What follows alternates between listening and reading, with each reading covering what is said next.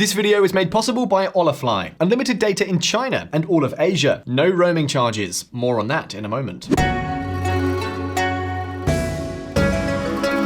Is China controlling Africa? It may seem like a conspiratorial question, but it is not. For the past few years, China has been showering the African continent with a lot of money. Not free money, but borrowed money. Beijing is already the largest lender in all of Africa, and in some countries such as Kenya, it already holds 75% of all its bilateral debt. You know how the saying goes, he who pays the piper calls the tune, and many African countries have indebted their families to Beijing in recent years. This could be allowing the Asian giant to subjugate the sub-Saharan African region. But let's go to the beginning of the whole saga. The story of China's control over Africa began in the early years of the new century. At that time, China was growing at full speed. The country had already established itself as the world's factory, and its foreign reserves were overflowing on all four sides. The Chinese government managed to accumulate a lot of dollars, but instead of keeping them in a safe, collecting dust, it decided to invest them in Western assets, such as US sovereign debt. This was quite interesting, since sovereign debt is an investment that, at high interest rates, is reasonably profitable and, above all, safe. In other words, for the Chinese, it was a safe and lucrative investment. From 2008 onwards, however, the picture changed. With the global financial crisis, interest rates in the West fell into negative territory, and of course, the sovereign bonds in which China had invested were no longer profitable. So, in other words, they were out of business. So the Chinese decided to look for new places to invest their surplus money. And do you know what? That's when they realized there was a great opportunity in Africa.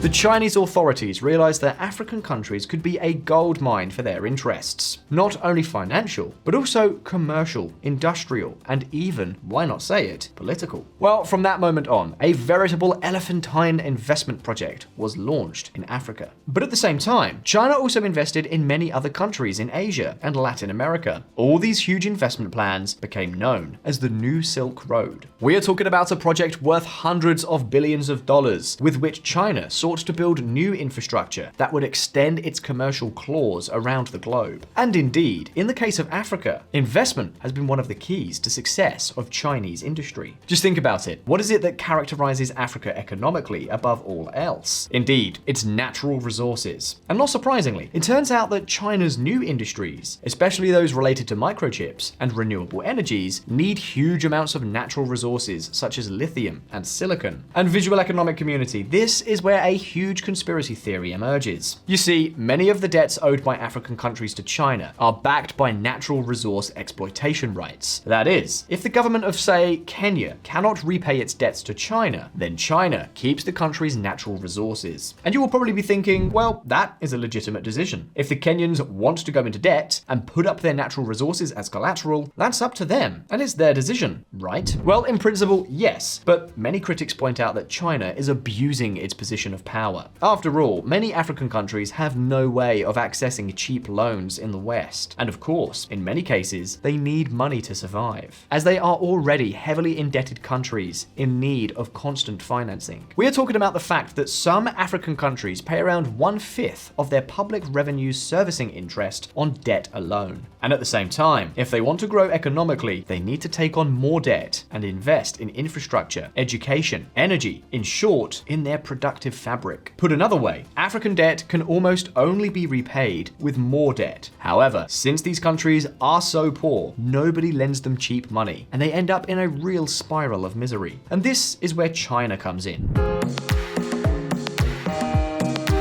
China comes to Africa with cheap credit and investment. What's more, unlike other lenders such as the IMF and the World Bank, China does not demand payment guarantees such as higher taxes or cuts in public spending. Basically, the Chinese offer cheap checks to the governments of the day without conditions, but they demand natural resources as collateral in case of non-payment. So what's the problem? According to many, the problem is that China grants these loans knowing that they will not be repaid, with the aim of gaining control control of a multitude of natural resources. And something similar happens at the political level. Governments that depend on Chinese money always support China in international forums. This is what is known as the debt trap, and is summarized in the fact that, theoretically, China has been granting loans to African countries, not so much for economic benefit, but above all, for political benefit. For example, it has already obtained preferential access to natural resources, but also military bases, and support in international organizations, such as the UN. According to this theory, China does not care whether African countries can pay their debts or not. In fact, the weaker the country's finances are, the more bargaining power the Asian giant would have. Not only that, but many argue that after China's involvement, the economy of many African countries ultimately suffers. And so China would have flooded Africa with a very attractive debt, wrested mineral resources and political concessions from them, and when they have succeeded, they simply leave the continent, leaving the countries in which they have intervened exhausted and depleted. Now, does this theory really make sense? Well, I'm sorry to disappoint you, but not really. This theory of Chinese colonialism is widespread in the media, and even if it has some truth to it, everything indicates that it does not hold up. Nor is it as straightforward as it seems. Much less is it a major problem for African countries. In fact, do you want a groundbreaking fact? China is abandoning Africa. Indeed, China has been bypassing Africa and its investments in the region for years. Since 2016, the Asian giant has been increasingly cutting ties with African countries. It has gone from lending nearly $30 billion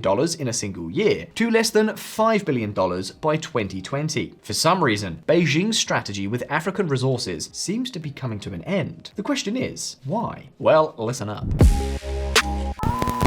But before, one thing. China remains an ever-expanding powerhouse, moving at an impressive pace to consolidate its position as a world leader. It is highly likely that industry will increasingly become an attraction for thousands of travelers globally, leading it to become a hotspot for business travel.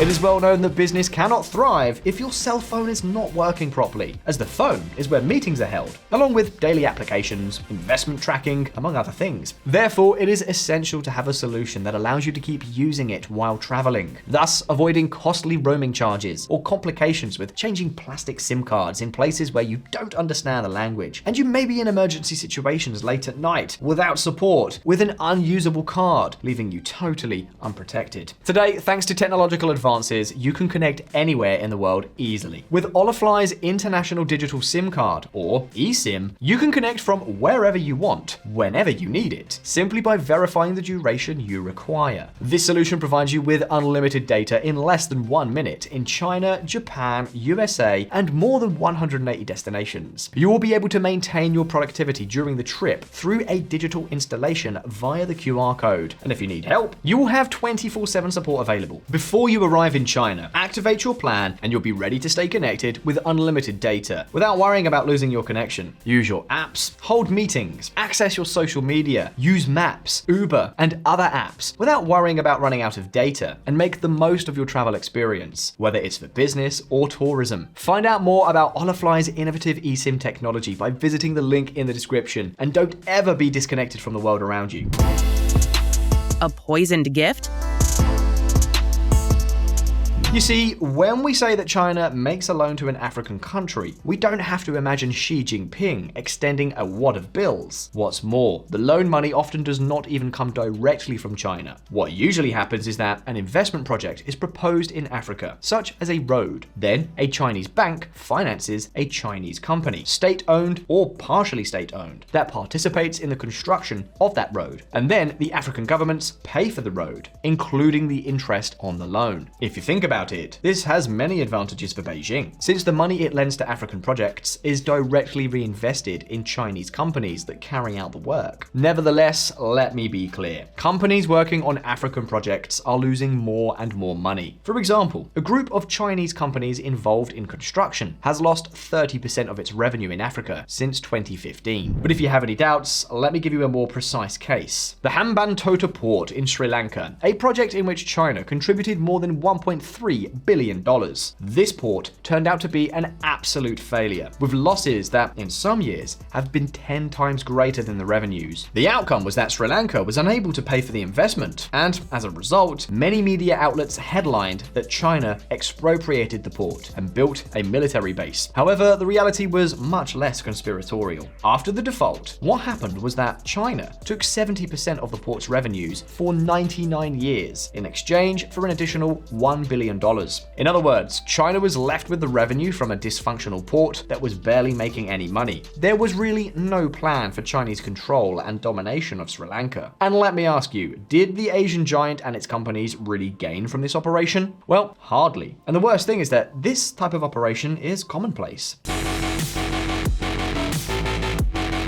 According to a study, out of 40 loans that China made to African countries, and that these countries have not been able to repay, only 6 continued as if nothing had happened. The rest were either forgiven, deterred, or renegotiated. In other words, China did not really come out ahead with this whole flashing of the cash. The new mammoth macro investments in infrastructure are turning out to be huge bottomless pits of Chinese money, which perhaps explains why the Chinese companies involved are increasingly taking out insurance against debt default, rising from covering 30% at the start of the project to 60% on average today. But as if that were not enough, the new Silk Road projects give rise to many more corruption scandals than other Chinese projects. We are talking about figures of 26% compared to less than 10%. They are also 5 times more likely to commit accounting tricks. And what is perhaps more relevant, a new Silk Road project is 10% more likely to overestimate its potential profitability. And remember when Chinese companies used to go to Africa to work directly on mega projects? Well, it seems that the more these companies get involved in Africa's mammoth projects, the more likely it is that they will end up going wrong. In other words, Chinese companies have proven rather unproductive in the forgotten continent. In fact, projects carried out by Chinese companies are 4 times more likely to suffer from serious problems, such as chronic corruption, than projects involving native African companies. Of course, this is not to say that the Chinese are stupid or anything like that. It is to be expected that the projects in which they are not involved will be much smaller and safer. In other words, perhaps Chinese companies have, so far, targeted much larger projects than they could manage. It is for this reason that there is a term that has been repeated at every Silk Road meeting in recent years. Xiao Er Mei, small and beautiful, shying away from large mega projects and focusing on smaller, cost-effective infrastructure. But of course, there is another factor to take into account here. Africa's economy is completely paralyzed. This makes it even more difficult for Chinese investments to succeed.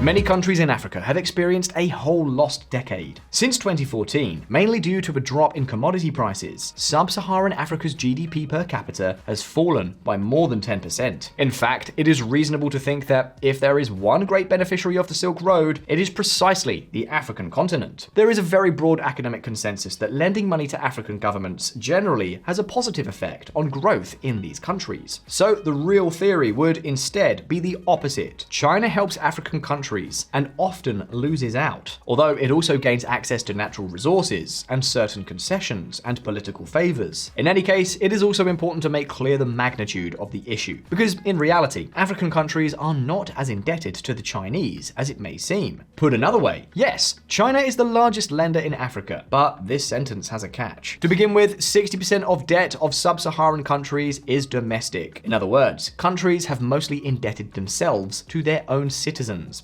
not to foreign countries. Meanwhile, the fact that China is the largest bilateral lender does not mean that it lends more than all other lenders combined. Basically, because many loans in Africa are made by multilateral organizations such as the IMF, the World Bank, or the Paris Club, and their combined presence is greater. And so, China actually accounts for less than 6% of the total public debt of these countries, which, at the end of the day, means that the theory of China's control of Africa is more an exaggeration than anything else. And China's abandonment of Africa is perhaps the strongest proof of the unprofitability of its mega projects. But at this point, it is now your turn. Do you think that China invested in Africa with hidden interests? Has the investment dropped because of Africa or because of China? What can we expect from the new projects that will come in the next few years? You can leave me your answers down in the comments. And as always, don't forget that here on Visualeconomik, we release new videos every week. So subscribe to the channel, hit the little bell so you don't miss any of our updates. If you like the video, like it, and I'll see you in the next one. All the best. See you next time.